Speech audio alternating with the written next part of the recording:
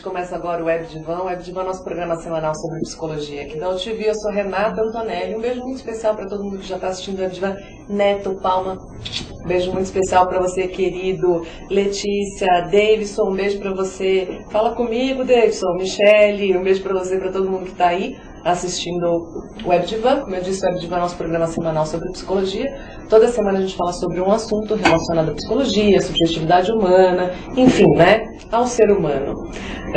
Hoje eu tenho um convidado muito especial, estou muito feliz em tê-lo aqui no programa, que é o doutor psiquiatra Fábio José Pereira da Silva. Boa noite, Fábio. Boa noite, Renata. Para mim também é uma satisfação muito grande estar no programa e vim aqui para bater um papo, conversar sobre esses temas da área de psicologia, de comportamento, que é o que eu mais gosto de conversar, mais gosto de fazer. Eu fiquei muito impressionada com o teu trabalho, e por isso eu sugeri esse tema. A gente pensou hoje em falar sobre medicina comportamental. Não sei se vocês sabem o que é medicina comportamental, mas é um tema aí novo, né?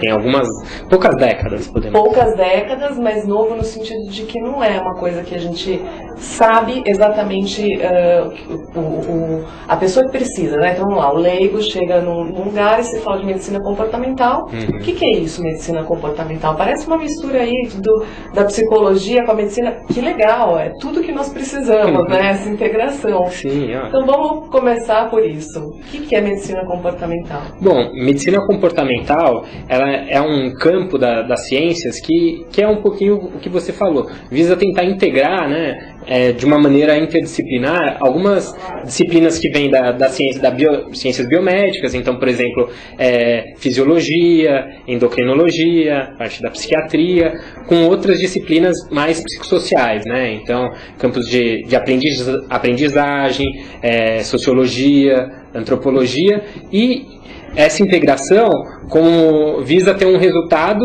que é agir na promoção, na prevenção, na promoção de saúde, na prevenção de doenças, no diagnóstico e tratamento de doenças e na reabilitação, tanto reabilitação clínica como a reabilitação psicossocial. Quando a gente fala de medicina comportamental, é interessante a gente pontuar um pouco nos fatos históricos e tudo mais, como exatamente por ser um campo novo, as pessoas não terem tanto conhecimento, serem palavras muitas vezes que parecem estranhas estarem juntas, né? Medicina comportamental, mas é um campo que já vem desde a década de 70, que surgiu de um grupo de profissionais que estavam insatisfeitos com o caminho que a medicina estava tomando, né? Aquele caminho que até hoje a gente tem muito essa visão, que a medicina está muito voltada para a razão, para a questão de compartimentalizar o indivíduo, né? Então a pessoa não é mais uma pessoa, a pessoa é um fígado doente, é um rim doente. E por outro lado, existia também a medicina psicossomática, que tentava encontrar explicações, mas com uma etiologia praticamente exclusiva psicodinâmica. Então, esses profissionais estavam insatisfeitos, eles resolveram resgatar algo que de há muito tempo da medicina, né? Que é a questão de integração do ser humano, de ver o indivíduo como um todo, né? Não separado mente e corpo, e sim todos juntos.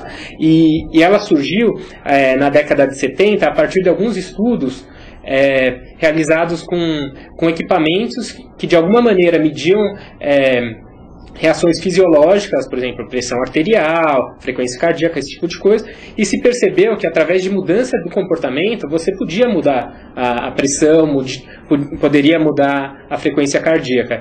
E esses primeiros estudos eram com alguns equipamentos, uma técnica que a gente chama, mais conhecida como biofeedback. E foi a partir daí, né, que se percebeu que a mudança de comportamento pode gerar mudanças fisiológicas no organismo.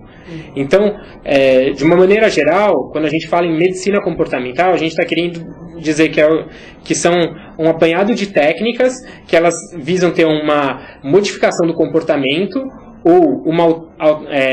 ou estados alternativos de consciência com uma finalidade de promover saúde. Então, assim, qualquer técnica que surja, que tenha essa conotação, pode ser utilizada pela medicina comportamental. E quando a gente fala dessas técnicas, vou dar o exemplo só das principais, das que são mais bem estudadas, que têm mais dados científicos, né? Existem algumas, né? As principais que muita gente já deve ter ouvido falar, de questão de respiração. No caso, a mais conhecida é a respiração diafragmática. Existe relaxamento também. Existem várias técnicas. As mais conhecidas é a técnica do relaxamento muscular progressivo de Jacobson. Que é o quê? Eu ia falar de todas e depois de cada uma. E o relaxamento autógeno de Schultz. Existem as técnicas com o biofeedback, técnicas de estados alternativos de consciência, que seria principalmente hipnose e meditação, e técnicas de terapia cognitivo-comportamental. Agora, falando um pouquinho de cada uma delas, né, no caso da respiração, a mais famosa tipo de você tentar intervir na respiração é a respiração diafragmática, que é o quê? Todos nós temos um músculo que separa o tórax do abdômen, que é o músculo diafragma que está envolvido, no caso, com o movimento respiratório. Então, toda vez que a gente inspira, que o ar entra, para que haja uma expansão no pulmão, esse músculo diafragma ele tem que descer. E aí o abdômen expande. E quando você expira, o abdômen contrai, o músculo diafragma sobe, os pulmões eles são contraídos e o ar sai. E aí a respiração diafragmática é você tentar o mais possível que tenha esse movimento abdominal e o menos possível o movimento torácico. Então, todo mundo já deve ter visto aí, é muito comum em academia ou algum tipo de momento de descontração, de relaxamento para a pessoa focar a respiração, né? E o jeito mais fácil de perceber é você, quando for fazer a respiração, manter uma mão no tórax, uma mão no abdômen e aí observar o movimento respiratório. E tentar repetir isso em torno de 5, 10 minutos para ter uma noção. E de preferência, respirações um pouco mais profundas. E o que essa respiração vai fazer? Vai buscar um equilíbrio da entrada de oxigênio e da saída de gás carbônico e com isso tentar um equilíbrio do organismo. No caso das técnicas de relaxamento, no relaxamento muscular progressivo de Jacobson, que seria, de uma maneira geral, você acaba contraindo grupos musculares e relaxando, contraindo e relaxando. Então, por exemplo, se você contrai a mão, fecha a mão e aperta por uns 10 segundos. Você está contraindo, você está percebendo a contração. Quando você solta, você percebe o que é o relaxamento. E você faz isso ao longo de vários grupos musculares, uma mão, outra mão, o braço, e assim vai ao longo de todo o corpo. E ao final disso, o seu organismo ele tende a estar mais equilibrado também. Já a técnica de relaxamento autógeno de Schultz, você não vai fazer as contrações, mas você vai usar de sua imaginação. Então você vai imaginar, por exemplo, partes do corpo que podem estar leves, podem estar pesadas, podem estar relaxadas.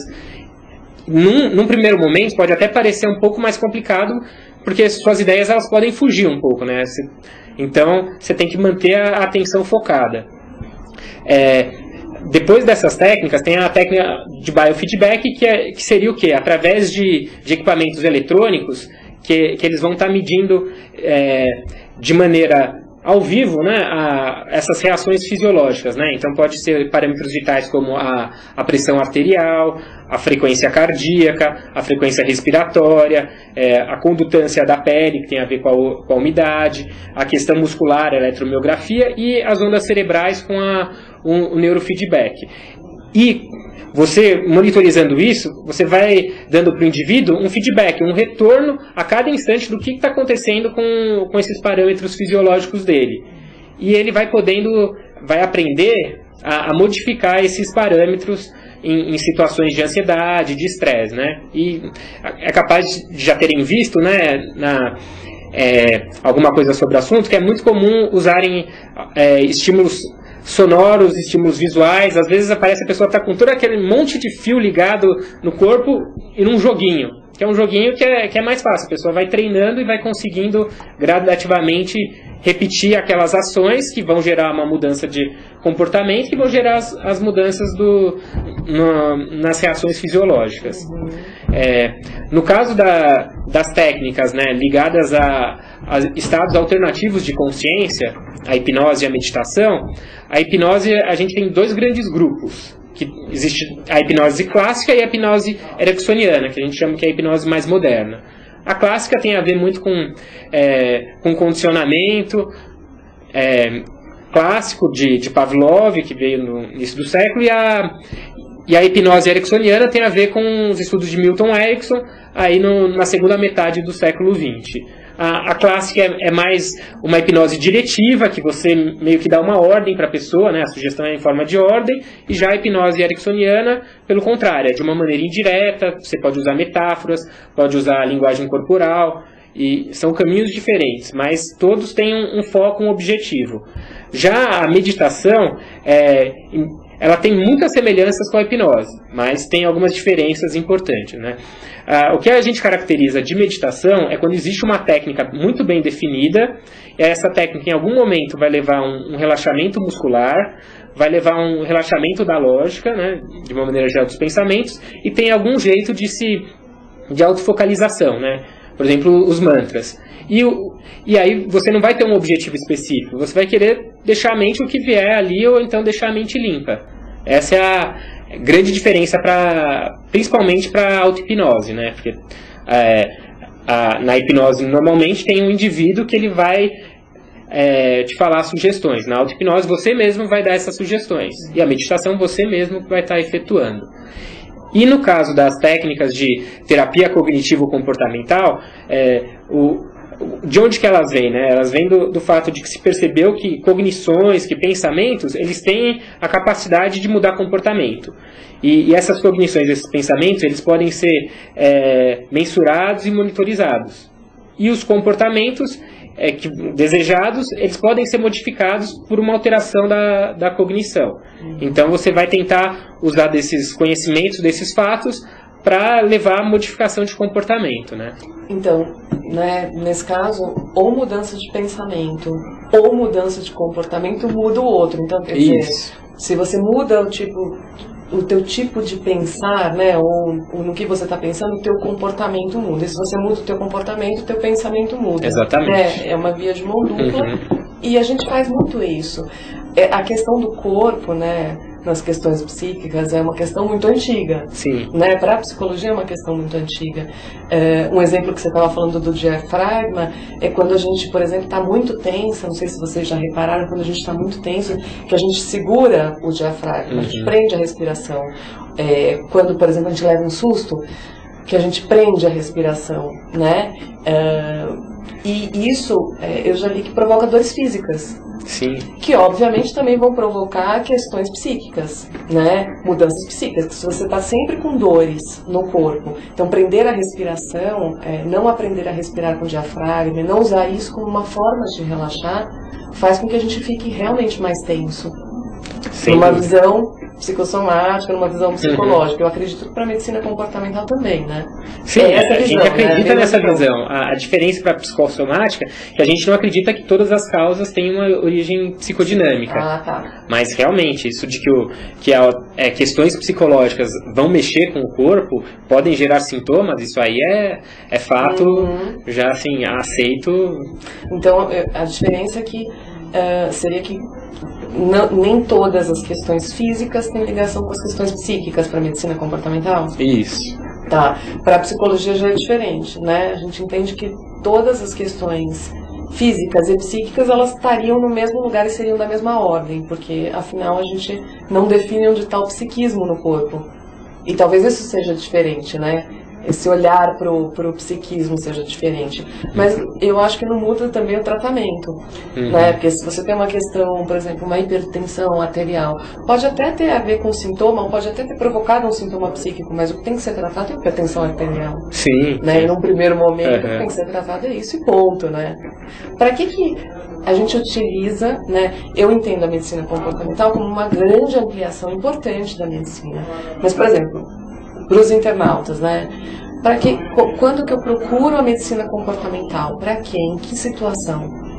Acredito que ela não seja uma coisa separada do restante, né? Você não vai procurar, eu quero medicina comportamental, mas assim, ela vai estar dentro e integrado aos vários profissionais, tanto que não é uma formação, a medicina comportamental não é uma formação médica, é uma formação de profissionais de saúde. Então, assim, na universidade, né, que eu trabalho, lá a gente tem um grupo que estuda isso e existe um curso de formação nessa área. E lá as pessoas que participam desse curso são as mais diversas da área da saúde, né? Então tem médicos, psicólogos, dentistas, enfermeiros, assistente social e outros tipos de profissionais, né? Então, assim, eu acho que é uma visão, algo que vem complementar coisas que já estão aí, tanto da medicina, da psicologia e de outras grandes áreas. Legal, legal. É um jeito de pensar, né? A medicina e a psicologia. Sim. O Neto pergunta o seguinte: a linguagem corporal pode revelar traços da nossa personalidade? Olha, pode revelar em alguns momentos como o indivíduo está se sentindo emocionalmente, mas assim, acredito que a personalidade em si não conseguiria ter tanto poder. Assim. Eu já acho diferente, né? Eu acho que sim, eu acho que tem muitas questões físicas, né? Os jeitos que a gente percebe características da personalidade. Então, não dá para dizer que um ombro caído, uma pessoa que sustenta um ombro caído, que ela não está querendo de alguma forma, não está provocando algum fechamento dessa região. O que isso quer dizer, é lógico que tem que ser analisado naquele indivíduo. Mas a gente já olha para uma questão física como uma associação de uma característica. Não precisa ser necessariamente da personalidade, mas pode ser de um comportamento que está sendo repetido. Então, uma pessoa enlutada, ela de repente tem um jeito de andar mais lento, Sim. um jeito de falar mais lento, que revela que ela não está no seu melhor, né? O Neto hoje fala que parece que eu bebi, Neto, você sabe que eu não bebo. Então eu devo estar fazendo alguma coisa aqui que parece que eu bebi, né, Neto? Eu tô louca pra saber o que é, você não me responde. O Adriano, pergunta meu amigo do Twitter, ele pergunta o seguinte, ele fala, não respiro direito, tenho rinite. É um problema não respirar direito, né? O problema essa questão que eu falei, Adriano, tensiona o corpo inteiro não respirar direito. A gente faz muitas técnicas de relaxamento, principalmente na faculdade, né, de psicologia, justamente começa com respiração, mas para o autoconhecimento físico a gente precisa entrar pela respiração. Se você não respira direito, você não se percebe muitas vezes durante o dia, né? E rinite a gente associa aí com uma alergia, né, ao mundo importante, precisa ser vista. Eu acho que você vê rinite de uma outra forma, não? Não, acho que assim, de certa maneira, também parecido com isso, né? Mas assim, a gente vê a rinite, além de ter componentes emocionais, a gente vê também a parte biológica, né? Mas o principal que a gente vê no caso da rinite seria a interação que a gente percebe no que a gente chama de psicoimunologia, né? Onde as emoções, onde questões psicológicas, elas podem influenciar o funcionamento do nosso sistema imunológico. E a rinite nada mais é do que tá ocorrendo uma hiperativação do sistema imunológico, né? Para alguns tipos de fatores que normalmente o organismo não encararia como agressivos. E ali ele está encarando e está levando a esse sintoma, esse desconforto físico, né? Eu tenho um sintoma que aparece sempre em determinados momentos da minha vida. Então, por exemplo, sempre que eu estou finalizando alguma coisa, então eu acabo de finalizar um trabalho, finalizar uma história, uma amizade, que seja... Quando eu estou no final de um processo, eu tenho uma crise de sinusite que, assim, aquela sinusite, sabe, que me impede de fazer muitas coisas, mas eu entendo já isso hoje como uma forma de eu parar, refletir sobre as coisas que estão acontecendo, fechar um ciclo e começar outro, que sempre acontece nesse momento. Lógico, no começo eu não associava aos momentos, e talvez eu esteja associando, né, porque eu quero, fazendo uma associação puramente simbólica, achando que está certa, mas enfim, quando eu não associava aos momentos, eu tinha mais dificuldade no tratamento. Agora que eu sei que eu preciso pensar e ficar mais quieta, eu tenho mais sucesso no tratamento e acontece menos vezes. Por isso que é muito importante entender do que aquele sintoma está falando. Sim, né? sim. Porque se está com um sintoma, o organismo, de uma maneira geral, ele quer comunicar alguma coisa, né? Não necessariamente um problema físico, né? E não necessariamente um problema psíquico, né? Você tá com febre, não necessariamente isso é um problema psíquico, né? Você tem que investigar o que está acontecendo no teu físico. O Neto fala o seguinte: o modo como nos movimentamos, nos descolamos no espaço e como desempenhamos nossas tarefas rotineiras diz muito a respeito da nossa atitude mental e disposição na vida. Concordo, Neto. Ana, cadê você? Tá aqui. Um beijo. Ela fala aqui: oi, desculpa, estou no trânsito com o iPad. Fofa, obrigada por ter entrado. Eu também tô com o iPad aqui, no estúdio, mas com o iPad. Neto, você fala que tua filha vai na tua casa? Cadê ela para assistir o Webdivan? Põe ela aqui, manda uma foto. O Adriano fala que já procurou vários especialistas por causa da rinite, mas não tem jeito. Existe isso, não tem jeito para uma rinite alérgica, por exemplo? Olha, não tem jeito, eu acho bem difícil. Talvez não se encontrou realmente qual a causa dessa rinite. E às vezes a gente não encontra mesmo, né? Às vezes ainda não existe a tecnologia suficiente para encontrar a causa específica da sua rinite, né? Porque cada rinite de cada pessoa é diferente. Você acha que numa equipe multidisciplinar, por exemplo, então um psicólogo, um médico, ou até só você, né? Um psiquiatra, ali, olhando essa questão de uma forma mais ampla, dá conta de uma rinite alérgica, por exemplo, ou não? Existem casos onde o paciente vai ter que lidar com essa rinite alérgica para a vida toda. Infelizmente, ainda existem esses casos que, como eu disse, né, não existe ainda tecnologia suficiente para saber a causa, e se você não sabe a causa, é muito mais difícil de você combatê-la. Agora, por exemplo, eu não sei se vocês se percebem dessa forma, mas quando a gente está ansioso, foi o exemplo que eu dei, medos, etc., a tendência é prender a respiração, não é o perder o ar. Em crises de ansiedade se fala muito isso, né? Que o paciente fala que sentir a garganta fechar, o pulmão fechar. Essa perda de ar como que se dá isso, né? Por que a gente, num momento de extrema ansiedade ou de um susto muito grande, a gente perde realmente o ar? Por quê? Isso tem um pouco a ver com a própria evolução do ser humano, né? Da época em que a gente, para sobreviver, precisava estar alerta e o organismo tinha que dar tudo de si para fugir de predadores e tudo mais, né? Então seria uma reação que a gente chama de luta ou fuga, né? Então que o organismo ele se prepara para ali, né? Para enfrentar alguma coisa que está colocando a sua vida em risco e que você vai ter uma reação. Então ele gera uma série de reações fisiológicas alteradas, e uma delas é essa alteração da respiração, mas junto vai ter também uma alteração da frequência cardíaca. Geralmente a pessoa tem aquela taquicardia, a pessoa pode notar que ela fica com salivando menos, pode ter uma alteração da coloração da pele, a respiração não só prende, mas ela tende a ficar muitas vezes mais superficial. A pessoa respira mais rápido para obter muito mais oxigênio, mas isso em curto prazo pode até ser proveitoso, mas em longo prazo é péssimo para o indivíduo, né? E algumas outras reações que podem acontecer, né? Hoje em dia a gente tem muitas pessoas que reclamam da respiração, né? Falam, eu não consigo respirar, quando eu vejo eu não estou respirando. O que é, né? Você acha que a gente não aprende ou aprendeu a respirar durante a vida? Porque eu vejo assim, eu tenho muito paciente que reclama disso, e diz, quando eu me percebo, já não estou respirando, já não tenho uma respiração profunda. Como é que deve ser a nossa respiração? Eu acho que não é que a pessoa não aprendeu, é que ela nunca se deu conta de que ela respirava. É uma coisa tão automática, tão natural, que você não fica pensando, eu tenho que inspirar, tenho que expirar. Não, é uma coisa que vai no piloto automático. E só quando você não está bem, você percebe a respiração alterada, que você se dá conta dela, né? E nesses momentos, o ideal é que você, focaliza sua atenção na respiração e tenta fazer uma respiração mais próximo da respiração diafragmática, né? Ou seja, que você consiga obter uma quantidade maior de oxigênio, né? Uma respiração mais profunda e mais prolongada para entrar muito mais oxigênio e eliminar mais e evitar que se concentre muito gás carbônico no organismo.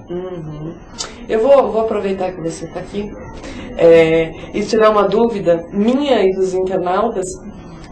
Foi muito interessante. A Paula mandou um e-mail para mim perguntando. Ela disse que lia uma entrevista de uma psicóloga carioca que dizia que se a gente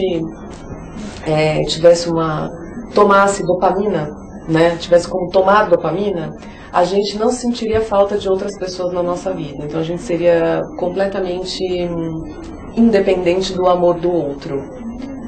Você acha que isso é possível? Olha, eu acho que não. Nem tomando dopamina? Nem tomando dopamina. Você acha que não? Você acha que a gente nunca vai chegar num ponto que a gente viva feliz sozinho? Acredito que não, porque o ser humano é eminentemente social. É um ser gregário, né? Desde o começo é um ser gregário. Uhum. E não é a dopamina que vai conseguir fazer que as pessoas não precisem de outras. Né? Uhum. Por falar nisso, né? Como que a gente sabe, ou como que vocês sabem, que um paciente tem uma deficiência, por exemplo, de dopamina, noradrenalina, enfim, de qualquer coisa, pelo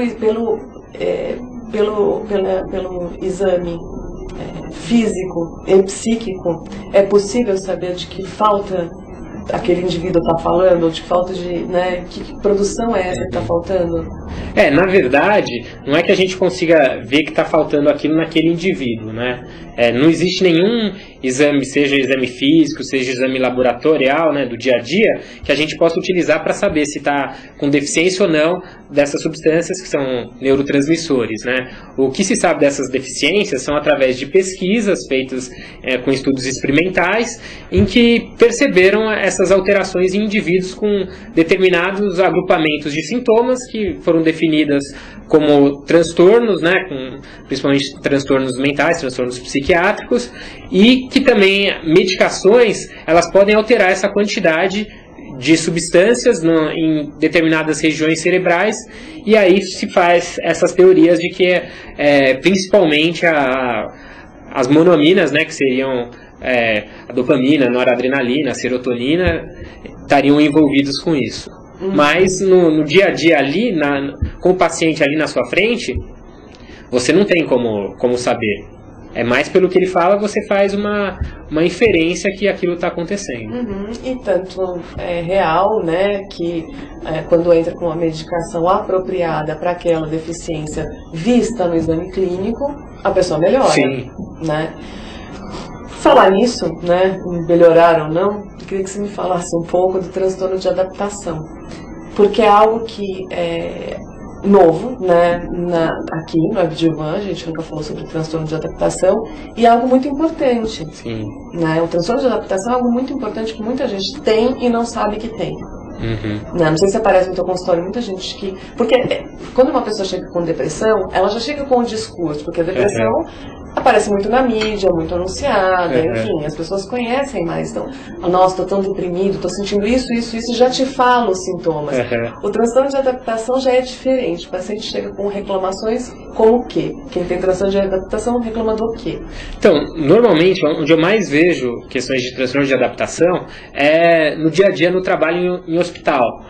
Com pessoas que estão com doenças crônicas ou então estão em internações prolongadas, eles acabam desenvolvendo esse grupo de transtornos de adaptação, que seria o quê? A pessoa, quando ela passa tem que ter um estressor identificável, que tanto ela identifique, que o profissional identifique, e esse estressor tenha que ter ocorrido ali nos últimos meses, até 3 meses ali, do início dos sintomas, e esses sintomas eles vão gerar um sofrimento para o indivíduo, seja um sofrimento psíquico, social, com uma repercussão que o indivíduo ele vai ter prejuízos no funcionamento, tanto social, psicológico, de trabalho, acadêmico, que seja, né? E esses sintomas, eles são sintomas que ocorrem em várias outras patologias psiquiátricas, mas em quantidade e intensidade insuficiente para a gente dar outros diagnósticos. Então, assim, e existe os transtornos de adaptação que vão ter predomínio de sintomas depressivos, sintomas de adaptação que vão ter predomínio de sintomas ansiosos, transtorno de adaptação com predomínio de sintomas de alteração de conduta, ou que tem vários desses sintomas agrupados, mas que não em quantidade e intensidade, para a gente dar um diagnóstico, por exemplo, de depressão ou de transtorno de ansiedade.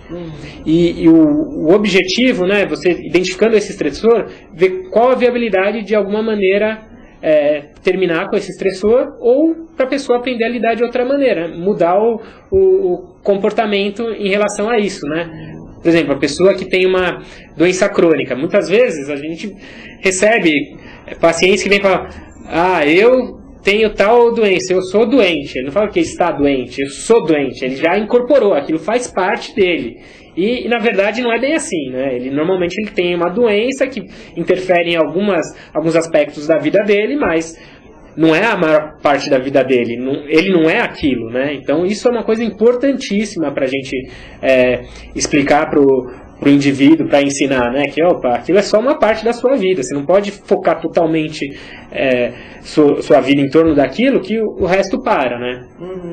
Esse é o transtorno de adaptação mais frequente, mas existe também, dentro desse grupo de transtornos de adaptação, transtornos de estresse agudo e o transtorno de estresse pós-traumático, que seria o quê? A pessoa também tem que ter um estresse muito bem marcado e identificado, só que normalmente esse estresse é um estresse muito maior do que o esperado, uma situação muito extrema. Então, assim, como um sequestro. Exatamente, como um sequestro. Pós-traumático a gente vê muito depois de sequestros, isso, né? Sequestro, abuso sexual são muito frequentes.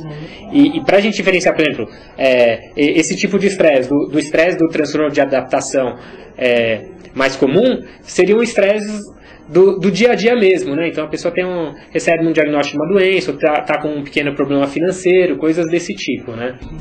E o estresse agudo também seria como o transtorno de estresse pós-traumático, esse estresse muito pronunciado, muito intenso.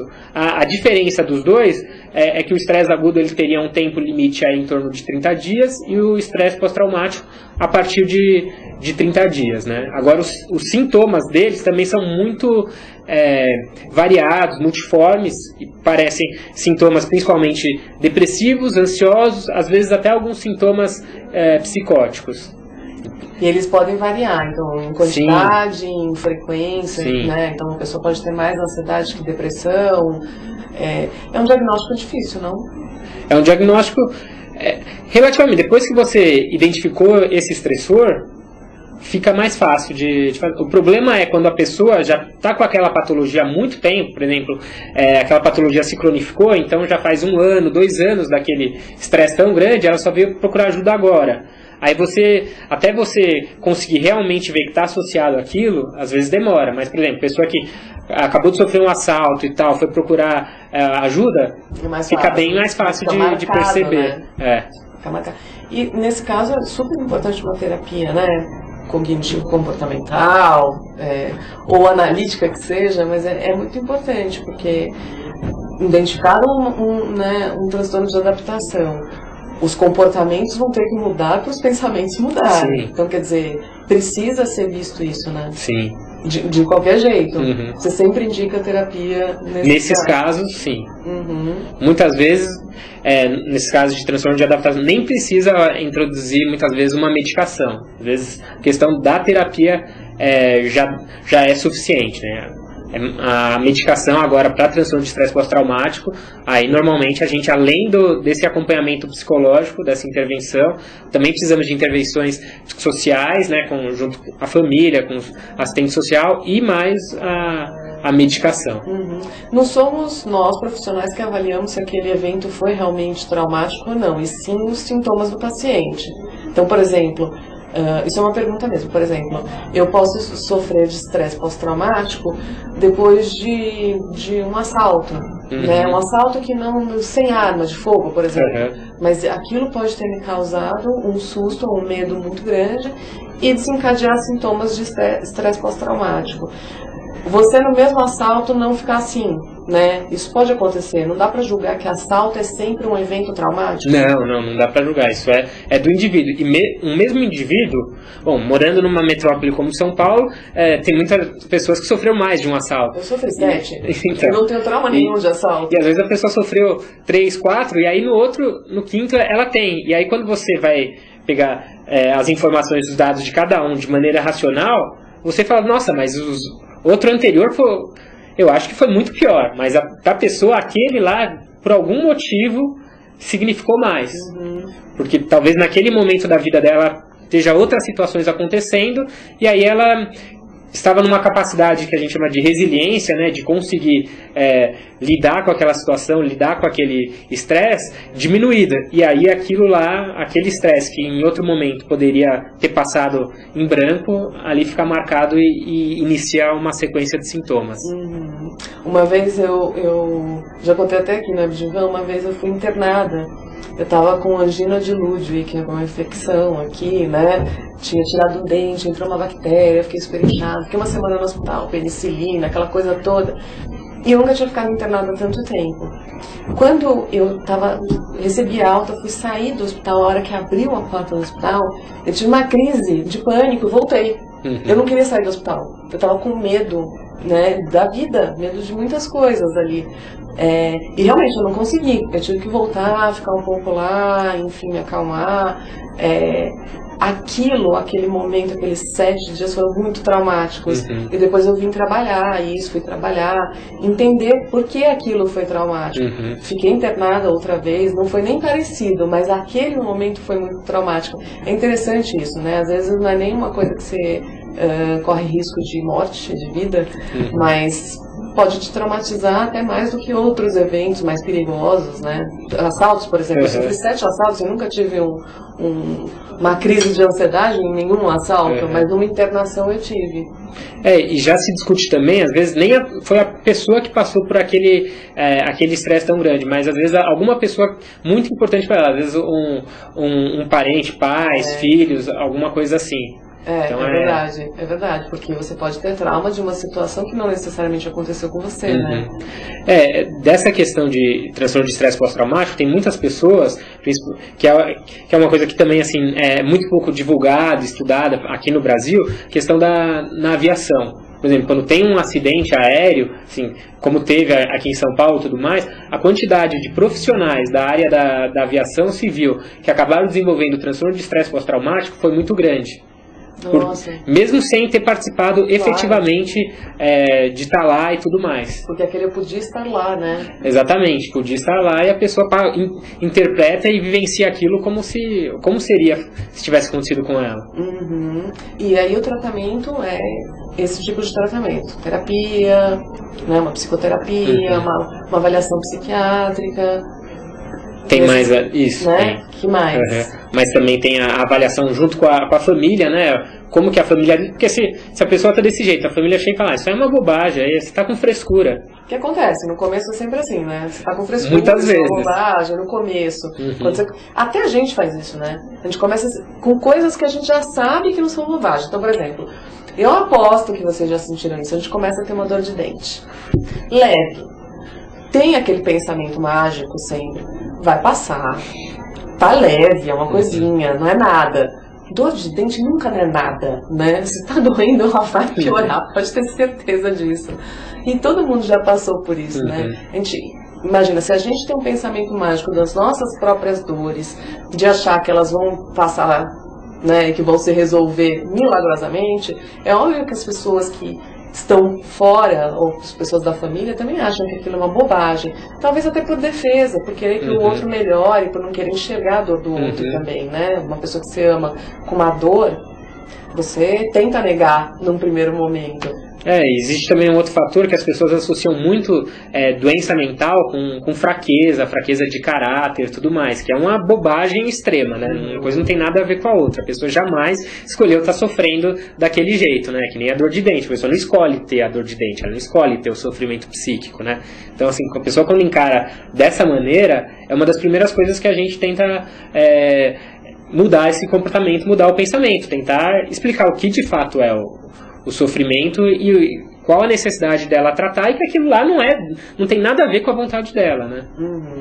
Num olhar mais freudiano, teria a ver com a vontade da pessoa, né?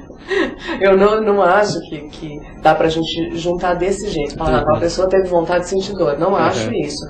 Eu acho que são situações que vão levando e a gente vai entrando também por escolha, às vezes não, naquela situação, mas um conjunto de coisas que vai levando a gente àquilo que não são de escolhas conscientes. Claro, a gente pode até falar de escolhas inconscientes, né? Inconscientemente, aquilo pode estar acontecendo por uma razão, enfim. Mas não dá pra dizer que a gente escolhe sentir dores. Não sei as pessoas que gostam de sentir dor, né? É diferente. Mas é diferente. É diferente. Mas geralmente essa dor, a pessoa ela não escolhe sentir, ela às vezes toma, realmente, né, tem pensamentos, atitudes que vão levar a isso, mas quando ela faz esses outros pensamentos e tudo mais, ela tá buscando algum tipo de benefício ali. E aí a dor acaba sendo como um efeito colateral, né, daquilo. Por exemplo, vamos dar um exemplo. Por exemplo, a pessoa que ela... Bom, de uma maneira bem pragmática, né? A pessoa que ela tem uma situação financeira complicada e ela quer manter um benefício de afastamento do INSS. Então, o que ela faz? Ela tem, por exemplo, hipertensão, que é uma doença muito comum. Então, quando ela se aproxima a data de ir no perito, ela simplesmente para de tomar todas as medicações, porque quando chegar lá, fatalmente vai estar alterada a pressão. Então, ela efetivamente busca ter aquele malefício. Tá, mas aí é com consciência, né? Com consciência. Nossa, o que acontece isso, né? Sim, tem bastantes casos. No primeiro consultório que eu tive, embaixo tinha um psiquiatra que atendia, né? Fazia esse diagnóstico com pessoas do INSS, enfim. Eu não lembro como é o nome da especialidade psiquiátrica que faz esse exame psiquiátrico. Perito. Tinha um perito. E aí eu ouvi as pessoas, os pacientes conversando, né, sobre isso. Então assim, não, eu parei de tomar medicação, porque eles ficavam às vezes na minha porta cochichando, que era do lado. Parei de tomar medicação, não, eu também parei. Não, eu vou falar isso pro médico, não, eu vou falar aquilo. Como se fosse possível super enganar o médico, né, também. Não é, né? Eu acho que não é. Pode enganar uma vez, mas depois na outra. Tem outras consultas aí, lógico, né? O Neto fala o seguinte: estresse pode ser parte da vida cotidiana, mas que não necessariamente equivale a deixá-lo e assumir. Acentuar o positivo é uma solução para lidar com ele. Afinal, o estresse é não o que ocorre, é como um reage a ele. Então não é exatamente a situação, mas como a gente reage à situação. Sim, exatamente, né? Concordo com isso. De certa forma, muitos dos nossos estresses, transtornos, até não transtorno psiquiátrico, mas quando a gente, vou dar outro nome para transtorno, nossos incômodos, é isso mesmo, né? Não necessariamente é a cena, mas sim como a gente reage a ela. Até mesmo no transtorno de estresse pós-traumático, foi o exemplo que a gente deu. Posso ter sofrido 7 assaltos, mas eu não tenho medo de ser assaltada. Né? Então, como eu reagia àquela situação. Em outros casos, a gente reage mal à situação. Mas também não é por escolha, né, Fábio? Que a gente reage mal à situação. Não é. De jeito nenhum, né? É como... na depressão é muito comum a gente ver isso, né? Os outros julgando. Essa pessoa está deprimida porque ela quer, ou porque ela não quer trabalhar, ou porque ela quer tal benefício com isso. E não é assim, né? No transtorno depressivo, vamos só esclarecer. Existe uma questão importante para ser tratada medicamente falando. Sim. Né? No caso da depressão, é um sofrimento muito grande que o indivíduo tem, né? E a dificuldade que eu vejo assim das outras pessoas em torno perceberem isso é porque não existe alguma coisa tão facilmente visível, perceptível. Não é que nem a pessoa fraturou um braço, tá o braço engessado, você de longe não, esse cara tá com problema e tal. Não é uma coisa que você perceba tão fácil. E o próprio indivíduo às vezes tem essa dificuldade de reconhecer, né? Ele sabe que tá alguma coisa errada, mas ele fica patinando até realmente perceber, não, olha, acho que isso tá me atrapalhando mesmo e eu tenho que fazer alguma coisa a respeito, né? E no caso da depressão, né? Quando a gente fala em depressão, a gente está falando de um grupo de doenças que apresentam alguns sintomas em comum. Esses sintomas, os principais, é ter um humor deprimido, né? E não é assim, simplesmente ter o humor deprimido, porque o humor deprimido, tristeza, essas coisas, todo mundo tem, uma vez ou outra, isso aí é completamente normal, né?